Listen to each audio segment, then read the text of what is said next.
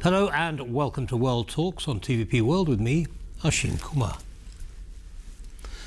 As Poland and France deepen nuclear cooperation, President Emmanuel Macron and Chancellor Friedrich Merz are meeting to repair strained Franco-German defence ties. With missile defence, nuclear deterrence and European strategic autonomy at stake, we're joined by Romain Le Quiniou, Managing Director of Euro Creative. Romain, excuse me for butchering your surname again, I did try.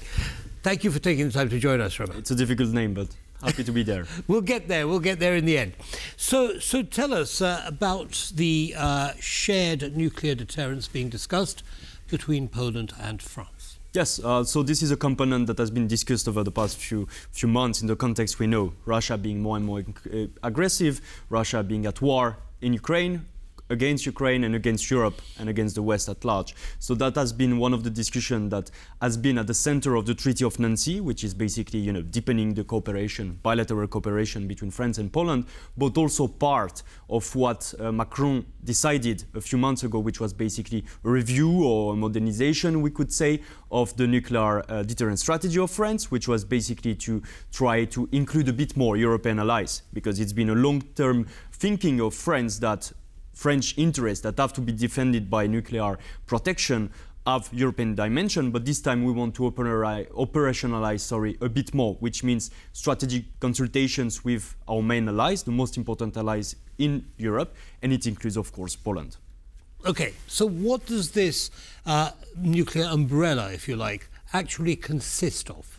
So that's something that is still ambiguous, because this is the doctrine of strategic ambiguity that France has been defending and will continue to defend. So you cannot have more clarity than basically the French nuclear deterrence, the French strategic umbrella, defends French vital interest, is based on French sovereign power and decision-making, and has a European dimension. Now, when we say that, what France is trying to do is reassure allies, because we know that the strategic times are difficult. I said about the aggressivity of Russia. We can say also about tensions with the transatlantic alliance. So what France is proposing is basically giving more assurance for its European allies, and they want them to be more involved in what France is discussing in the French initiatives, such as the nuclear umbrella, which means that basically we want our allies to participate a bit more. It means bilateral strategic dialogues on nuclear, so this nuclear steering group, for example, that Poland is involved in, Germany is involved in, a few other allies. Second is about the inclusion of strategic partners in the nuclear exercises. This is the case for Poland once again. This is also the participation in the involvement of conventional capabilities of these countries into the French extended guarantees, and this is also about the potential deployments of strategic capabilities, conventional and potentially nuclear, in the territories of our allies. And so this is very important. This is something that proves that France is open to dialogue, is open to be a bit more inclusive when it thinks about European security. Okay, well, that sounds very reassuring, certainly European-wise, but it also seems to overlap with what is becoming NATO 3.0, which excludes the United States, Europeanization of defence.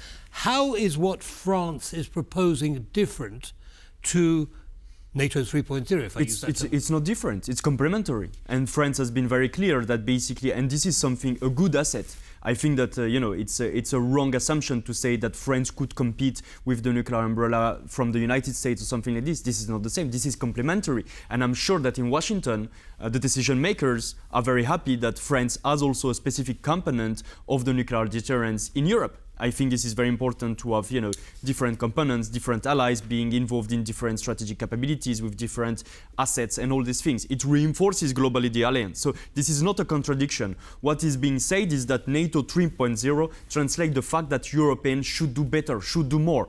They should do more to protect themselves. And this is exactly one of the components. Cannot be the only component, to be very honest, because deterrence has transformed over the past few years, and this is normal. And nuclear deterrence used to be the key deterrence Now, it's one of the extremely important aspects of deterrence, for sure, but it's not the only one. We are talking about, for example, air defense capabilities, deep strikes, the fact that if you want to deter, you are also able to make sure that your enemy, Russia in this case, understand that you can strike. And you can strike before if it's becoming too dangerous. So those are the different capabilities. So when it means that France is looking for more support when it comes to the strategic allies, France has the deterrence component, the nuclear component of deterrence, but strategic allies such as Poland, and we can see that Poland is transforming its army, it's investing a lot in conventional capabilities, such as tanks, for example.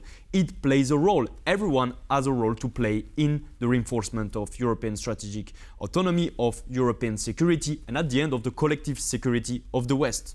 I want to come to the non-nuclear deterrent, or response, if I can put it like that. But what role is the United Kingdom playing in this nuclear kind of capsule, if you like, because France and the UK are the only two European countries with? Absolutely. And once again, complementary. The difference between the French and the UK nuclear deterrence is that the UK nuclear deterrence is linked to the United States. The French nuclear aspect is completely independent, it's completely sovereign, and it will become, because it's a question of strategic interest for France, and it's a question also of domestic politics. So there is no chance that it will move. I think France has been very clear. That doesn't say that this doesn't have any European interest, that it doesn't have a European dimension. It is, once again, compatible. But we should not understand it wrongly in Europe. We should not have the wrong discussions. This is very important if we want to understand each other. Now, the UK, they have a big role to play. What we see is that still the political dialogue between the European Union and the European Union member states and the UK is still very slow. It's not fully operational. I think that we had a good news over the past few hours with the fact that the United Kingdom will be involved in the Ukraine loan support. This is important. The British companies will be able to access those funding framework, will be able to contribute more, but at the same time we know that the UK has not been part and will not be part of the SAFE instrument. Let's hope maybe for a SAFE 2 instrument, why not? But I think that this is the transformation and this is the confirmation, that we still have some political development that are not perfect between European capitals and the Brits. Why? Because it's a political question. Of course, there is still the heritage of the Brexit, but this is also the fact that the Europeans are still seeing defense industry in a competitive way. This is a competition. We have to be clear. We have to be honest. This is a competition, but we should put that behind us because this is no time for competition. It exists. We need to accept it, but we need to make strong choices. And at the moment, the importance of rearmament in Europe should be greater than the competition and the different interests of countries. So look at the bigger picture.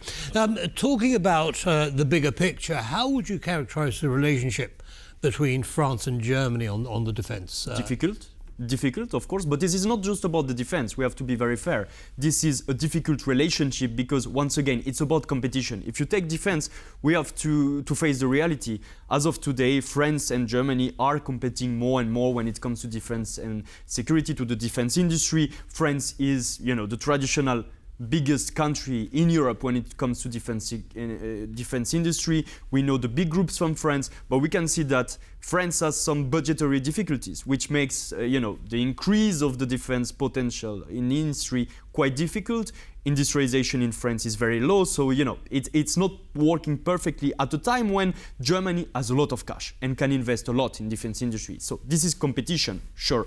At the same time, and we saw it with the future combat aircraft combat system failure and all these kind of things.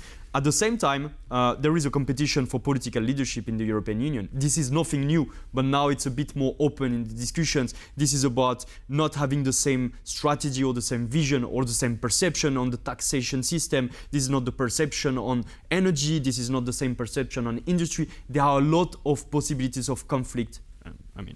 Political conflict between France and Germany. Disagreement. Again, adults in the room, we need to do better collectively. We need to put our disagreement aside and we need to do better together. Agreed, but what do France and Germany practically need to do to get that process moving tomorrow? I think what is important also is that France and Germany know how to cooperate better.